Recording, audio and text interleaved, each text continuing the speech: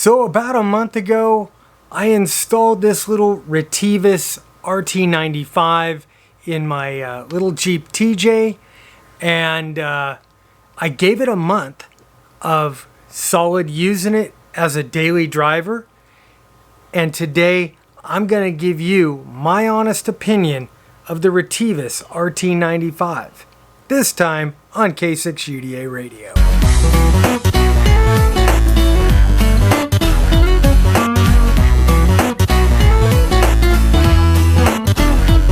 I'm sitting here in my backyard and not in the Jeep, sitting here with the little Retevis, and why am I not in my Jeep TJ? Well, over the summer, if you remember, I love this little Jeep here, but the only thing that it doesn't have that I really want in it, well, besides a 6-cylinder, it was a little hard to put a 6-cylinder in that Jeep. So after we got back from our summer vacation, I sold the Jeep about an hour after we got back, and I bought this one. Guys, welcome to my new Jeep JK. This is a 2008. Yeah, I know it's not a JL, it's not brand new, but hell, I can't afford to spend $60,000 to $80,000 for a new car or a new Jeep that is a second vehicle to me anyway. So anyway, I get to do a whole new install video, and I'll show you how I end up doing it in a JK. Right now I'm still open for a few suggestions, but anyway, we'll get back to that after the review. This is the Retevis RT95 dual band mobile radio. It has a very small footprint. It's very basic on the back with an antenna input, external speaker output, and power leads.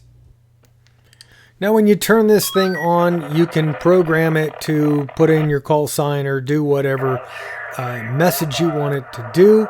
It comes up very quickly. It has by default a dual band display. Now, being a minimalist dual band radio, all of the buttons, knobs have a dual purpose. Now, all the P buttons, or the program buttons 1 through 6, come pre-configured from the factory with default programming capabilities. You can change these within the software. P1 is your AB switch. It switches between VFO-A and VFO-B. Press the dial button to return it to operation mode. P2 switches between memory mode and VFO mode that you can dial in whatever frequency or key it in from the microphone. Again, press the dial button in and it returns it to operation mode. And like I said before, if you're in the VFO mode, you can easily key in whatever frequency you want to go to by using the touch tones on the microphone. P3 button is your monitor button. This opens up the squelch, and it's very handy sometimes when you want to listen to a weak or distant station. The default for P4 is to take it from a dual receive or dual monitor to a single monitor. So if you only want to monitor one frequency or one station at a time, that's how you do it. Your P5 is your squelch setting, and you could turn squelch from 1 to 5, 7. 9. 1 to 9. Finally, P6. P6 is your volume control, and by doing this, you can go all the way to, I believe, 36. 36. So from 0 to damn loud. Using the function button gives you a second set of menus. P1 puts you into upside down mode. This is really handy in some instances if you've got to mount this thing on its head. Function P2 is going to operate your repeater shift. Now this is handy if you've got a non-standard repeater in the area. Function P3 is going to scan between memory channels or the VFO depending upon which mode you're in.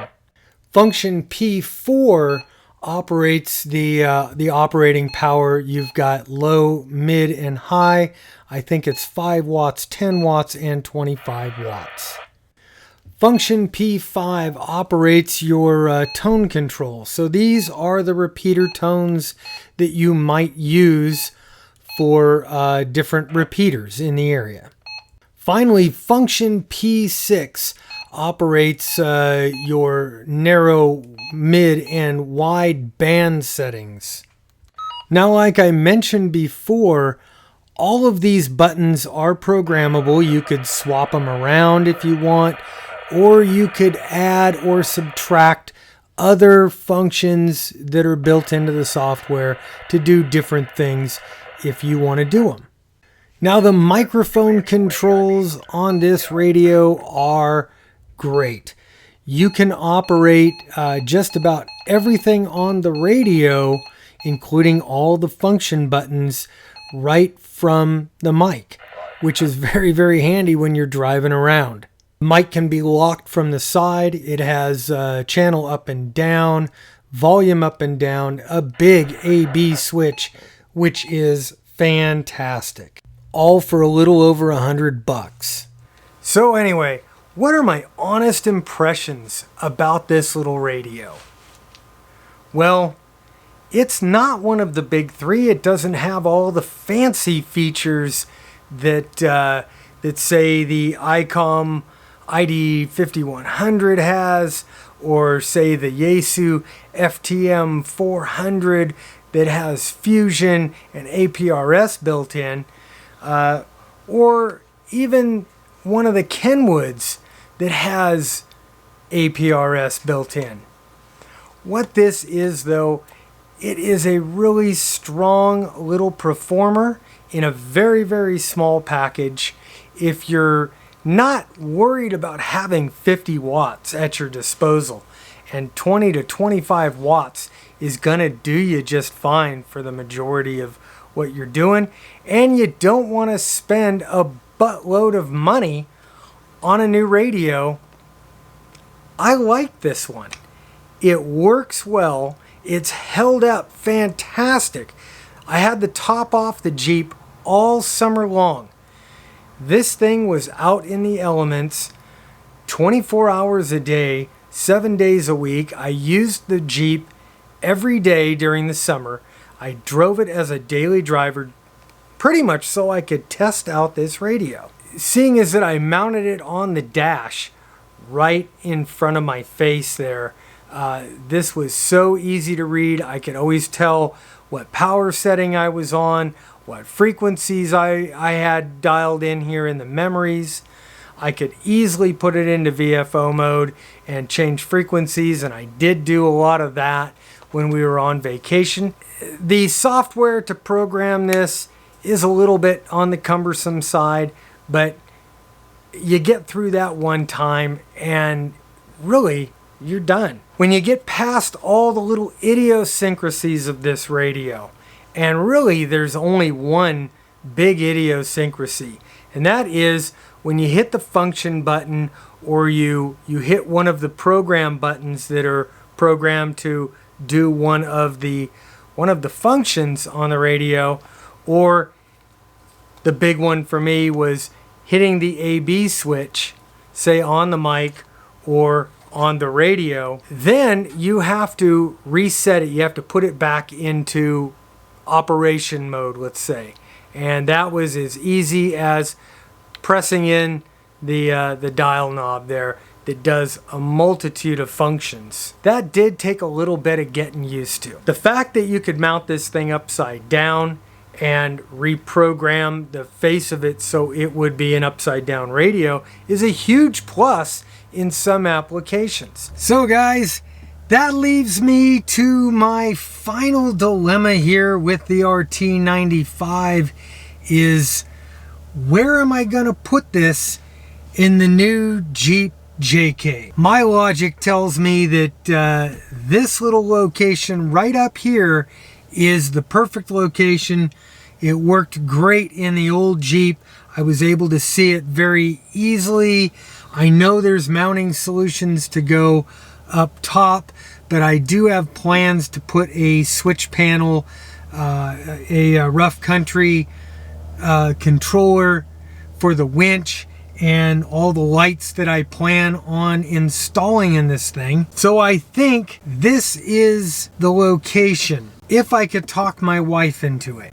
You see, we're having a bit of a discussion. She doesn't want it there. I don't know where else to put it, where I could see everything, and it makes sense to me. My only other option is to do a different radio with a remote head, but then where do you mount the body where it's not going to get wet if I go through a stream? I don't know, guys.